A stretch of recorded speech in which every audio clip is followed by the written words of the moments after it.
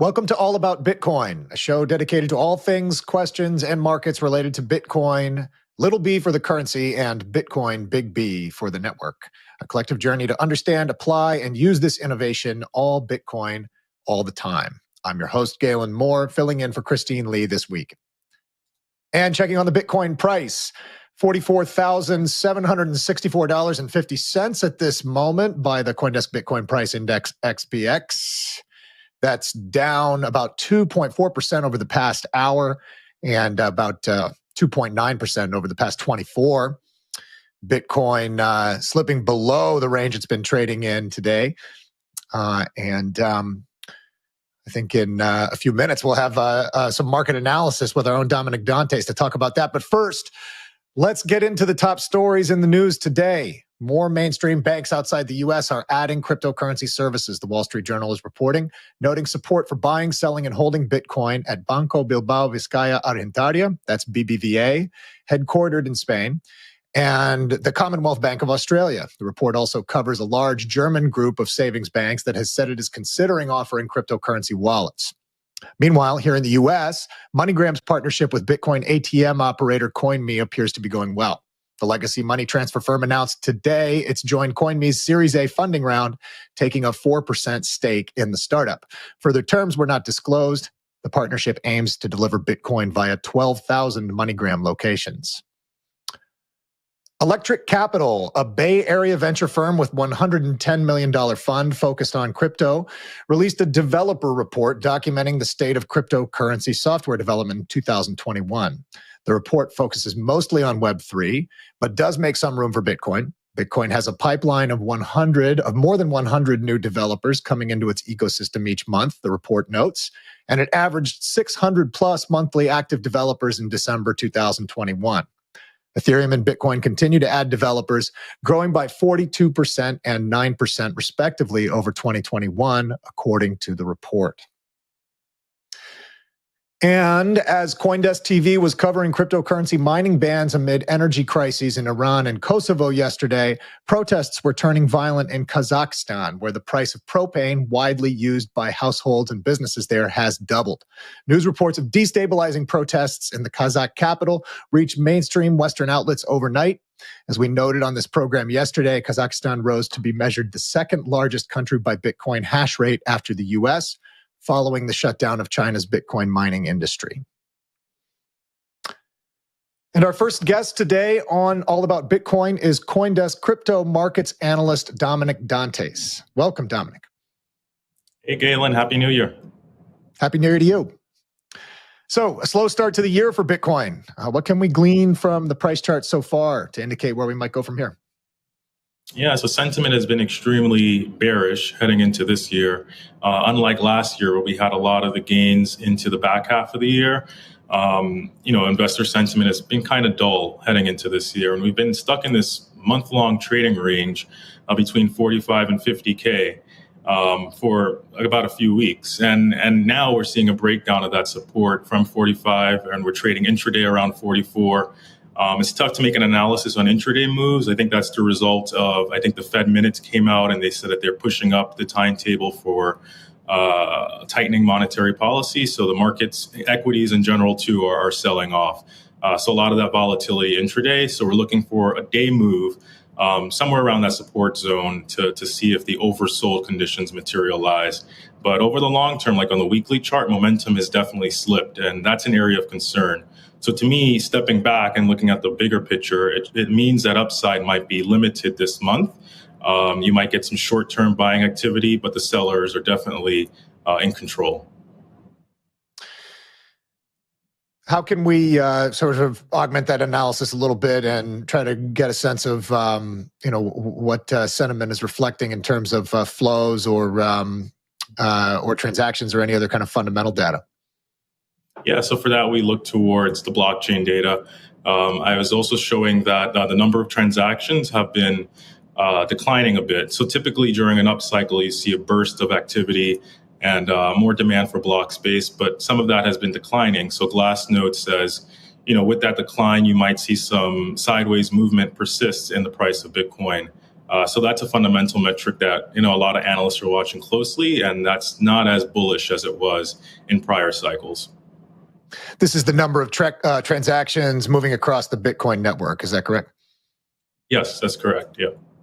And to what extent do you think this is? I mean, to what extent is this a leading or a lagging kind of an indicator in your view, Damanick? Is that I note that transactions tend to you see them swell, as you noted, in a bull market rather, and then you see them dip back in a bear market.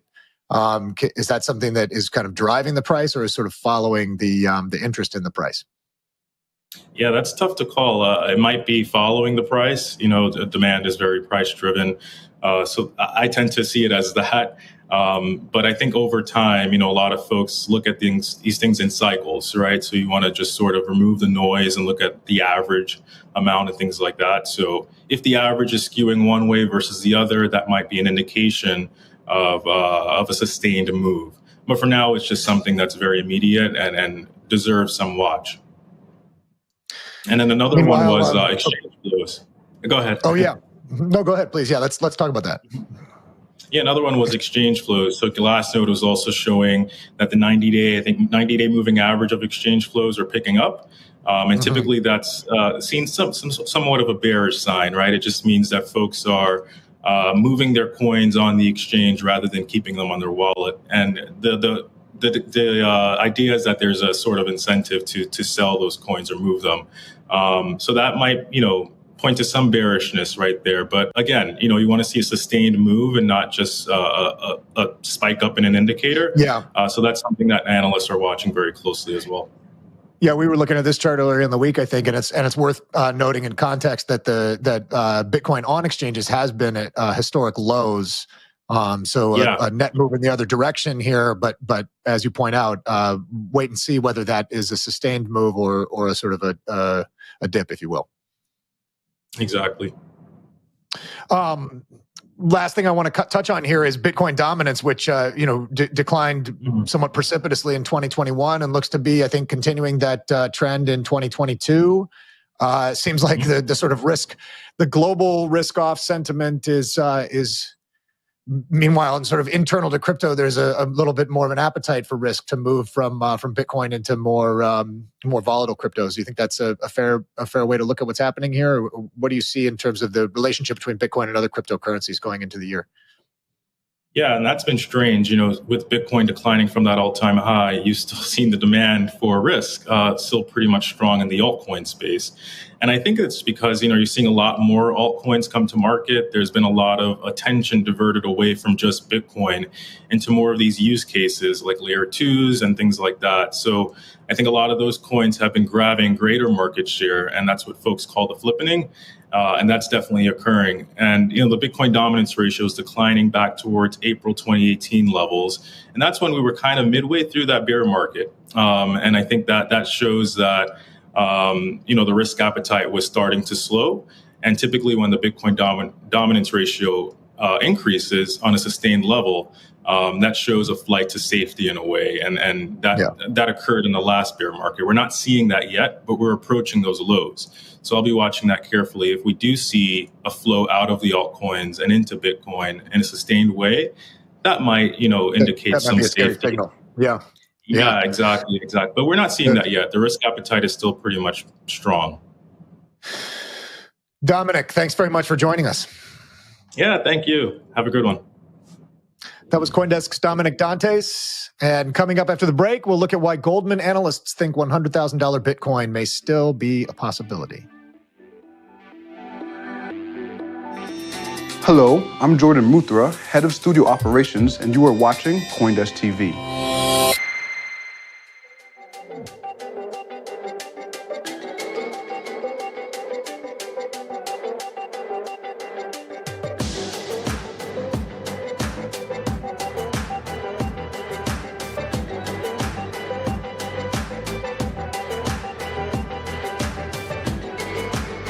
The chart of the day is brought to you by Crypto.com, the world's fastest growing crypto app.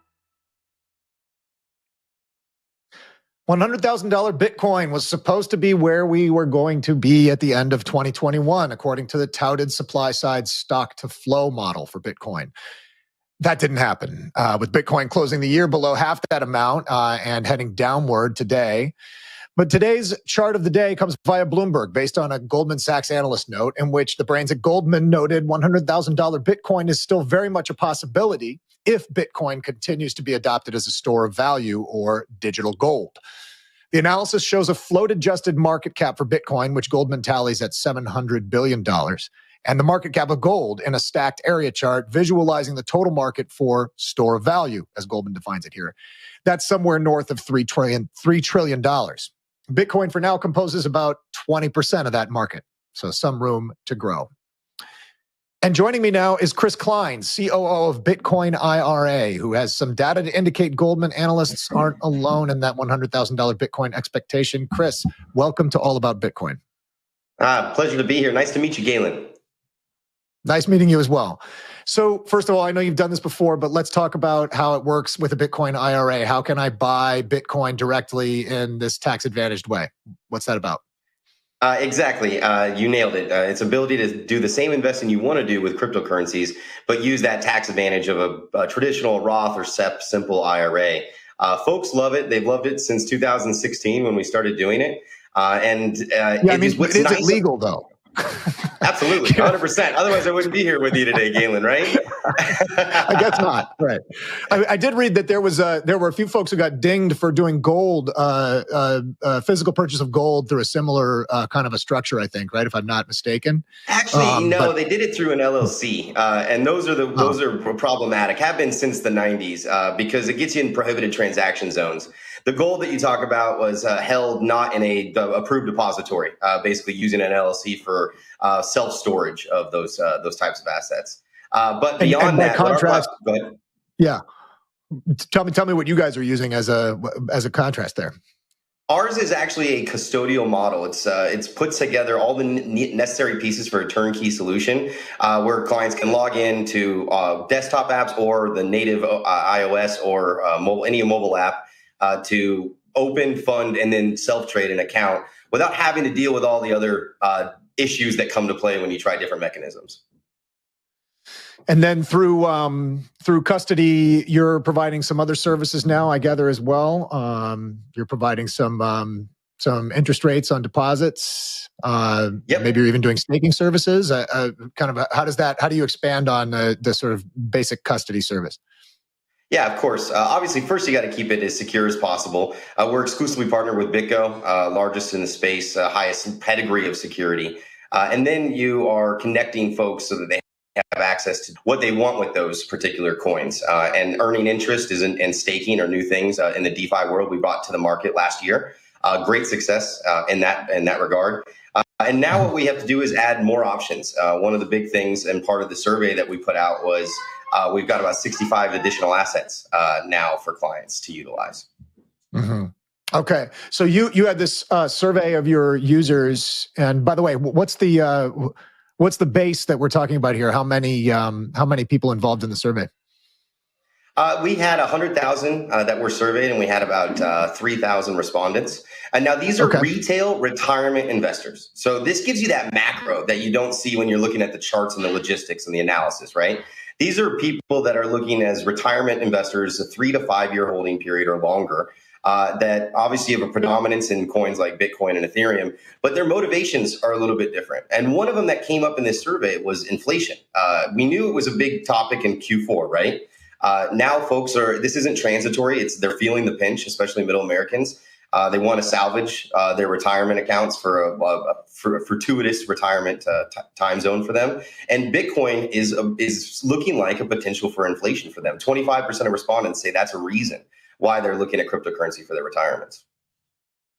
And you had a pretty significant number saying they thought $100,000 Bitcoin was a number that they would be bullish on. Do I have that right? 1 in 3. Yeah, 1 in 3 stated that they believe end of 2022, we're going to be at 100,000. 14% say 150. So while we're obviously well off that, right, we're in somewhat of a bear trend right now. The long-term investor is thinking that they're going to see another great year of gains in the digital currency space. Great. Well, Chris Kline, COO of Bitcoin IRA, thanks for joining us today on All About Bitcoin. Thank you so much, Galen. And that's it for All About Bitcoin. I'm Galen Moore. I'll be back tomorrow for another edition of All About Bitcoin at 3 p.m. Join us tomorrow morning at 9 a.m. in New York for First Mover, your first look at the day's global crypto news headlines. You're watching CoinDesk TV.